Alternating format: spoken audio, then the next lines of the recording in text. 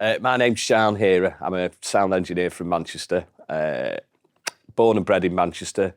I grew up in the late 70s. It was a very vibrant music scene in Manchester. The tail end of punk, start of before New Romantic, post punk. So there was lots of concerts going on in Manchester at the time.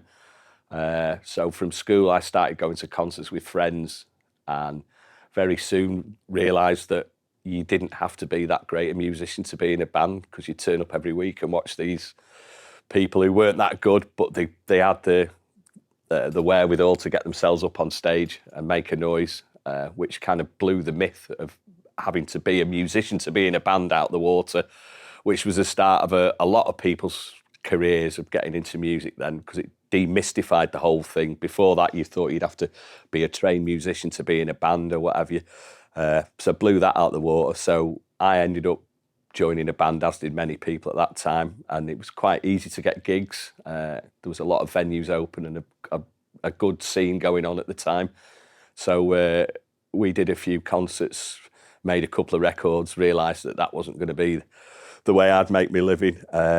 But when we went in the studio, I was just saying to Jack, there was always usually one in the band who's more interested in the technical side of things, and that ended up being me. I remember there was a great studio in Stockport called Strawberry, that a band from the 70s called 10cc set up, because at that point in time, to go and make a proper record, most of the studios were in London. So if you lived outside London, it meant having to trek down to London to go in the studio and be away from home for weeks on end. So they made a London quality facility in Stockport, which is where they were from. So so I went in there, and I remember walking in the first day, and it was the way, we'd been in someone's attic upstairs doing a 4-track demo, and walking in there, and I was just blown away by all these lights and machines that were going on in there. So I spent the rest of them be downstairs playing pool. I'd be upstairs like, what's that doing? Why are you doing that kind of thing? So that sparked my curiosity off in it. And then I ended up working at a studio in Rochdale called Sweet 16 which I ended up co-owning with Peter Hook, the bass player from New Order, which is where I really learned how to engineer studio-wise. Back at that time, let's say, vibrant music scene, there was 3 or 4 different bands coming in and out of there every week. So very soon you learn not only the technical side of things, but as important as a studio engineer, you learn how to get on with different types of people, because one day you get a punk band, next day you get a reggae band, next day you get a covers band, and your job was to get the best out of them. So you'd have to kind of facilitate different types of personalities and different styles of music, which is, looking back on it, was a massive learning curve. At the time, you've just got your head down and you're just trying to get through it, really. But that's working with those different styles of types of music really helps you develop your skills as an engineer. I was working. Started off the bands that you worked with in the studio. One in particular then said, "Oh, we've got a gig. Like, do you know our songs? Do you want to come and do the sound for a gig?" Like, I'll give it a go.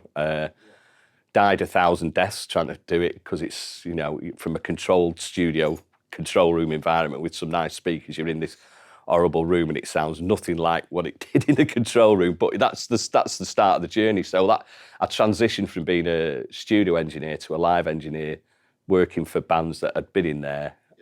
And then I thought, this is all right, this. And then another band would do it. And I think I'd worked with a band called Echo and the Bunnymen. And same kind of story, really. Sound engineers just quit. Do you want to come and do these gigs? And that was I guess that was kind of the first known band that I'd done before, but done plenty of rubbish stuff around town before that, which is when you learn. We were saying to Jack before, you learn more about yourself and what you can do as an engineer when things go wrong, which is why you're all spoilt with that place up there. So yeah, and then from there, I don't know, just kept a job. Someone else said, "Oh, you've done them, do you want to do this?" And it just kind of grew from there, really. It wasn't any massive, it just kind of evolved. It wasn't like, "Oh, right, I've got to stop and wait." The gigs kept coming. Yeah. And thankfully I've done ever since. And how did you find that change? Because by the sounds of it, you kind of learning on your feet. Yeah, well, you turn up with with nothing, right? I used to take an SPX 90 just so I got something to put on the vocal, and that was it. And then every venue would have a different desk. They were all analog in those days, though, so it wasn't, it wasn't quite as tricky as it is now to integrate things. But yeah, different. But you learn. The main thing is because I knew the songs, I've got an idea of what I wanted them to sound like and what the band wanted them to sound like. So that would be a massive tip. If you do get a gig, make sure you know the songs inside out. Hammer them into your head, because that's what you've got to fall back on. That's what you've got over everyone else, is that you know those songs inside out, and what you should be hearing at every point in them.